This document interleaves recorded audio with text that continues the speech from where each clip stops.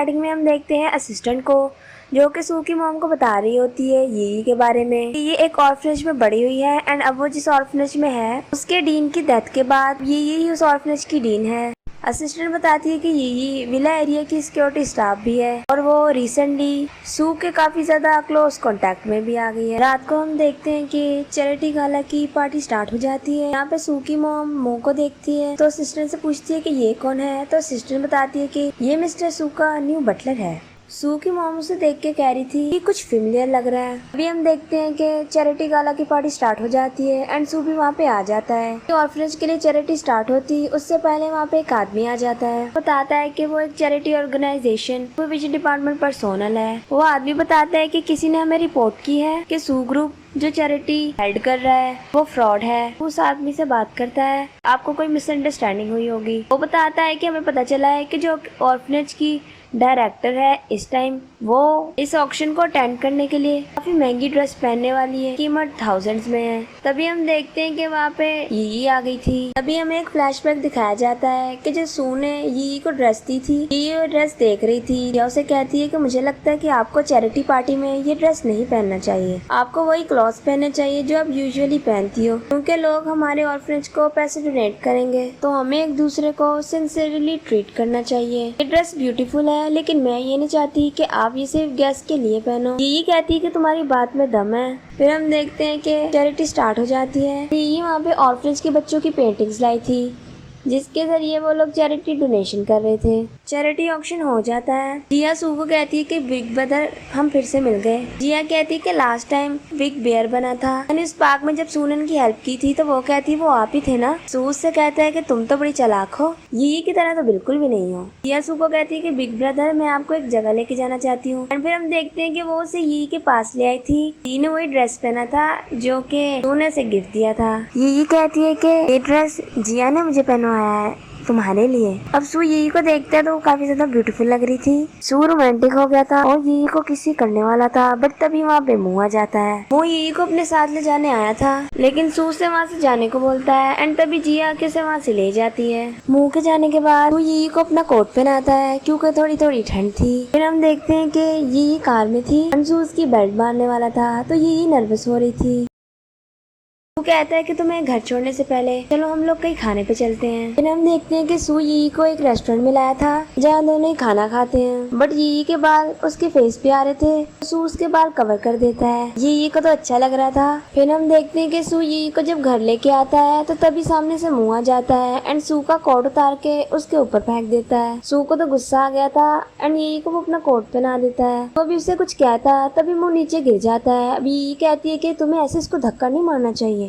सू को तो गुस्सा आ रहा था तो यी उसे कहती है कि सुबह बात करेंगे। नेक्स्ट डे हम देखते हैं कि यी अपनी ड्यूटी पे होती है तभी मुँह उसके लिए कुछ खाने के लिए लेके आता है। तभी हम देखते हैं कि पीछे से सू भी उसके लिए कुछ लाया था। मुँह को देख के थोड़ा सा अपसेट हो जाता है। फिर भी सू हार नहीं मानता और यी को देता है कुछ चॉकलेट, जिसमें से एक चॉकलेट यी को देखती है तो सू का मुँह बन गया था। सू यी को कहता है कि रात को अपना होमवर्क करना मत भूलना। वहाँ से चला जाता है। मुँह भी वहाँ से चला जाता है। फिर हम देखते हैं कि सू मुँह को कुछ पैसे देता है एंड कहता है कि ये तुम्हारी इस मंथ की सैलरी है।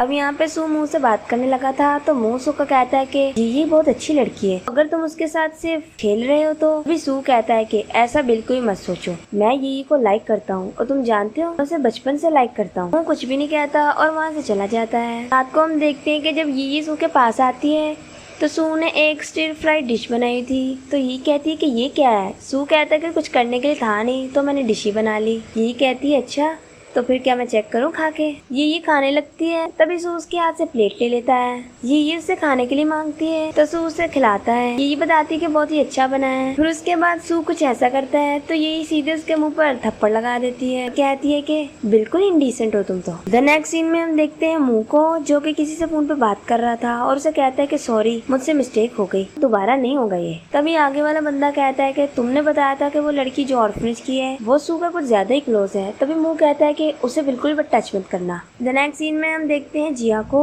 जो कि यी को कहती है कि मुझे लगता है कि आपको ब्रदर मोमो से केयरफुल रहना चाहिए। ये रीजन पूछती है तो जिया कहती है कि मुझे लगता है कि शायद ब्रदर मोमो ऑर्फनेज किसी पर्पस के लिए रह रहा है। ये उसकी बातों पे ध्यान नहीं देती एंड फिर हम देखते हैं कि उनकी बातें मुंह भी सुन लेता है। नेक्स्ट डे हम देखते हैं कि सू यी से मिलने आया था और उसके लिए फ्लावर्स भी लाता है। सू यी को अपने साथ लेके जाता है। सू यी को एक माउंटेन क्लाइंब करने के लिए लेके आया था। वो लोग काफी ज्यादा चलते हैं। फाइनली वो माउंटेन की टॉप पे पहुंच गए थे। यी तो खुश हो रही थी और सू थक के बैठ गया था।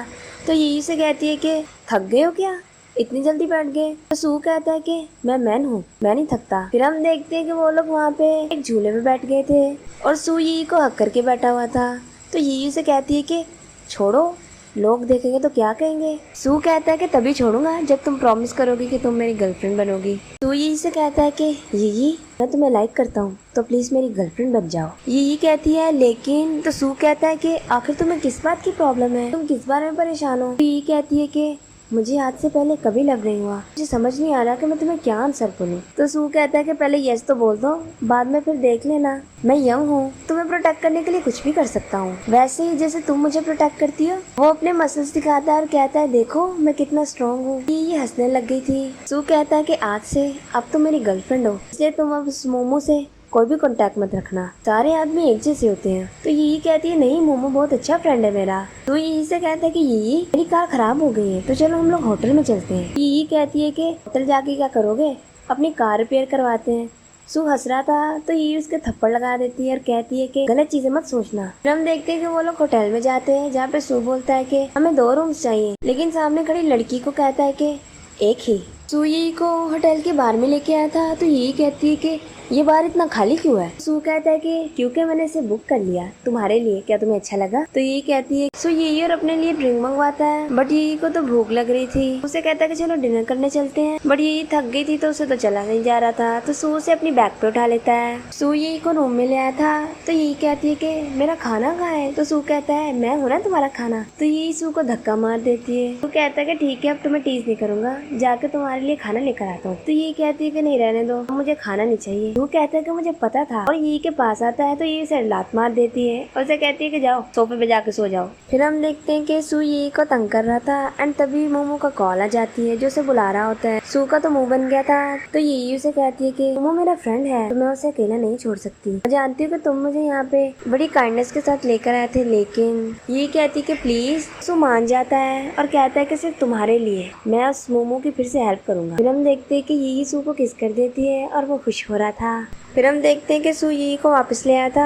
असल में वहाँ पे किसी को मोमो के बारे में मिसअंडरस्टैंडिंग हो गई थी तो वो उसे चोर समझ रहे थे, लेकिन मिसअंडरस्टैंडिंग क्लियर हो जाती है। मोमो यी का हाथ पकड़ के कहता है कि थैंक यू, तुम मेरे लिए आई और आई एम सॉरी मेरी वजह से तुम्हें प्रॉब्लम हुई। तभी सू उसका हाथ छुड़वा देता है। सू कहता है कि जब तुम इस मिसअंडरस्टैंडिंग को खुद ही क्लियर कर सकते थे फिर तुमने हमें क्यों कॉल की, लगता है तुमने पर्पसली कॉल की थी। बट यही कहती है कि कोई बात नहीं तो घर चलते हैं। यही मोमो के साथ घर जाने लगी थी तो सू उसे रोक लेता है और कहता है कि तुम्हें घर मैं छोड़ूंगा। यही मोमो से कहती है कि मुझे सू के साथ जाना होगा। और फिर हम देखते हैं कि वो सू की कार में बैठ के उसके साथ चली जाती है। हम देखते हैं कि जी और यही सू के घर पे होती है जहाँ पे वो तीनों मिलकर स्नैक्स बना रहे होते हैं। फिर वहाँ पे मुँह आ जाता है और जिया उसके साथ स्नैक बेक करने के लिए चली जाती है। यही सू के पास बैठी होती है तो उसे कहता है कि ये ब्रेसलेट मुझे वापस करो। तो यही कहती है ये मेरा है। तो सू कहता है लेकिन ये तो तुमने मुझे पहले ही दे दिया था ना। उसके मांगने पे यही उसे वापस से ब्रेसलेट पहना देती है। तो यही से कहता है कि तुमने मुझे लकी ब्रेसलेट दिया है तो मैं भी तुम्हें कुछ देना चाहता हूँ। वो यही को एक नेकलेस देता है। तभी मुँह और जिया वहाँ पे आ जाते हैं स्नैक्स बेक करके। तभी मुँह सबको स्नैक्स देता है और सू से भी खाने को बोल रहा था बट सू कहता है कि मैं नहीं खाता क्योंकि मुझे शुगर इतनी पसंद नहीं है। मुंह की वजह से जेलस होके खाने लग जाता है, लेकिन स्नैक्स खाने की वजह से तीनों की तबीयत खराब हो जाती है। तो नेक्स्ट सीन में हम देखते हैं कि सू बेड पे लेटा हुआ होता है तो असिस्टेंट आके बताती है कि डॉक्टर के बताया है कि इन्हें फूड पॉइजनिंग हुई है। असिस्टेंट बताती है कि वो जो ऑर्फनेज की छोटी बच्ची जिया भी थी उसे भी फूड पॉइजनिंग हुई है। तभी हम देखते हैं कि वहाँ पे मोमो और यही आ जाते हैं। यही आके कहती है कि सू कैसा है, सॉरी ये मेरी गलती है और इंग्रेडिएंट सारे मैं ही लेके आई थी। सू की मॉम देखती है कि यही के गले में एक नेकलेस है तो उसे कहती है कि ये नेकलेस तुम्हें किसने दिया। वो बताती है कि सू ने। सू की मोमो से हिट करने वाली होती है लेकिन मोमो उसे बचा लेता है। सू की मोमो से कहती है कि मेरे बेटे से दूर रहो। यही वहाँ से जाने लगती है। तभी सिस्टर से कहती है कि सू डेंजर से बाहर है, और तुम यहाँ पे अब नहीं आया करो, ये चीजें तुम दोनों के लिए बेहतर होंगी। हम देखते हैं कि सू की मॉम असिस्टेंट से कहती है कि यी को विला की सिक्योरिटी गार्ड स्टाफ में से बाहर निकलवा दो। असिस्टेंट कहती है लेकिन मैडम, बट वो उसकी बात नहीं सुनती। दूसरी तरफ हम देखते हैं यी को जो कि रो रही थी और कहती है कि सारी गलती मेरी है, वैसे दूसरे लोगों को ही प्रॉब्लम होती है। मोमो से समझाने की कोशिश करता है कि तुम्हारी गलती नहीं है, बट यी रोई जा रही थी। दूसरी तरफ हम देखते हैं असिस्टेंट को जो कि सिक्योरिटी गार्ड के पास आके यी को जॉब से बाहर निकालने की बात कर रही थी। तभी वहाँ पे यी आ जाती है और कहती है कि जो भी पनिशमेंट मुझे देना चाहते हो मैं वो एक्सेप्ट करने के लिए रेडी हूँ। तभी वहाँ पे सू आ जाता है, कहता है कि यी को कोई भी जॉब से फायर नहीं करेगा। सिक्योरिटी हेड कहता है हम लोग यी को नहीं निकाल सकते क्योंकि वो पिछले 5 साल से यहीं पे काम कर रही है और अब तक उसने 28 चोर भी पकड़े हुए हैं और वैसे भी यी बहुत ही अच्छा काम करती है, मैं उसे फायर नहीं कर सकता। असिस्टेंट वहाँ से चली जाती है। सू यी को कंफर्ट करता है और कहता है कि मेरी मॉम ने तुम्हें जो कुछ भी कहा मुझे सब कुछ पता लग गया है, तो इसलिए मैंने डिसाइड किया है कि अब से मैं सू फैमिली को छोड़ दूंगा और अब से मैं ऑर्फनेज में एज एन वॉलंटियर काम करूंगा। और यी को हक कर लेता है। तो नेक्स्ट सीन में हम देखते हैं सू की मॉम को जो कि असिस्टेंट के साथ एक घर में आती है। सू की मॉम वहाँ पे कुछ टॉयज को देखती हैं और कहती हैं कि जब सू छोटा था तो मैं उसके लिए यहाँ पे लेके आई थी, लेकिन मैंने उसकी आंटी से कहा कि वो उसे ना बताए। असल में सू के फादर की डेथ के बाद सू की मॉम ने कंपनी को बड़ी मुश्किल से संभाला था, जिसमें उसकी हेल्प सू की आंटी ने की थी। उन्होंने अपने शेयर सू की मॉम की कंपनी में डाल दिए थे ताकि कंपनी ठीक से चल सके एंड सू को भी वो खुद ही संभाल रही होती हैं। बट एक दिन उसके हस्बैंड का एक्सीडेंट हो गया था और उनके बच्चे भी मिसिंग हो गए। सू की मॉम कहती है कि फिर सू की आंटी ने एक आदमी से शादी की जो कि एक एनिमल से भी ज्यादा वर्स था और उसके साथ बिल्कुल भी अच्छा बिहेव नहीं करता था। मैं सू को टाइम नहीं दे पाई क्योंकि मुझे कंपनी को संभालना था, लेकिन मैं सू से बहुत ही ज्यादा प्यार करती हूँ। मैं जानती हूँ कि मैं क्वालिफाइड मदर नहीं हूँ, इसलिए सू मुझसे हेट करता है।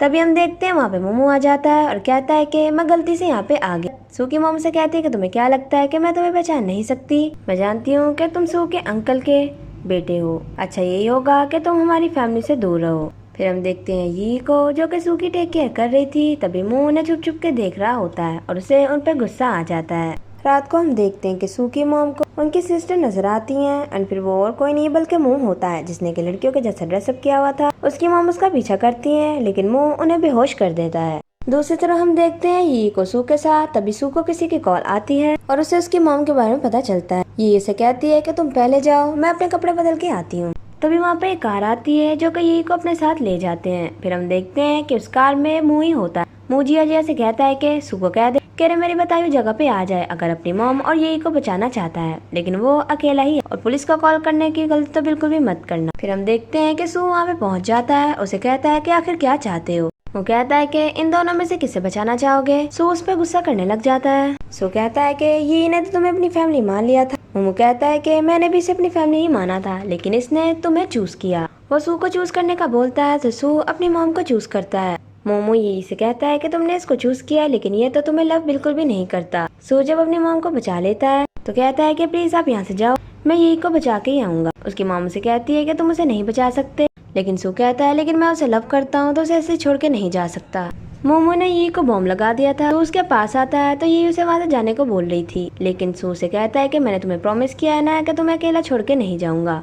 बाकी सब भी उसकी हेल्प करने के लिए आ जाते हैं और मोमो दूर से खड़ा होकर बस ये सब कुछ देखता रहता है। वो लोग यी को बचा लेते हैं। सो मोमो के पास जाता है तो मोमो से कहता है कि यहाँ पे कितने सारे लोग हैं जो कि तुम्हारे लिए कुछ भी कर सकते हैं, यहाँ तक के तुम्हारे साथ भी मरने के लिए तैयार, लेकिन मैं एक इलिजिमेट चाइल्ड हूँ और मेरा तो कोई भी नहीं है। सू कहता है कि तुम जानते हो मेरी आंट को तुम याद थे। असल में सू की आंटी ने जिससे दूसरी शादी की थी वो मोमो के डैड थे। सू कहता है कि मेरी आंटी ने तुम्हारे लिए अपनी प्रॉपर्टी छोड़ी हुई है, वो नहीं चाहती थी कि अंकल तुम्हारे साथ बुरा बिहेव करें, लेकिन मोमो इस बात को नहीं मानता और उसे उसके घर की देता है। मोमो रोने लग जाता है तो सू उसे हक करता है। इतनी देर में ही सुबह हो जाती है। यी मोमो से कहती है कि मैं और ऑर्फनेज में बच्चे सब तुम्हारा घर पे आने का वेट कर रहे हैं। मोमो थैंक यू बोल के वहाँ से चला जाता है। तो नेक्स्ट सीन में हम देखते हैं यी को सू की मॉम के पास, जहाँ पे वो कहती है कि मैं सच में सू को लाइक करती हूँ और उससे अलग नहीं होना चाहती। सू की मॉम कहती है कि ये फोटो तुम्हारी मॉम की है। ये कहती है क्या मतलब? तो सू की मॉम बताती है कि मैंने अपनी असिस्टेंट को कहा था कि वो तुम्हारे बैकग्राउंड के बारे में चेक करे। सू की मॉम उसे बताती है कि तुम्हारी फैमिली का एक्सीडेंट हो गया था और तुम मिसिंग हो गई थी। काफी सारा टाइम भी गुजर गया था लेकिन मुझे नहीं पता था कि तुम मुझे ऐसे मिलोगी। तुम्हारी मॉम मेरी बहुत अच्छी फ्रेंड थी।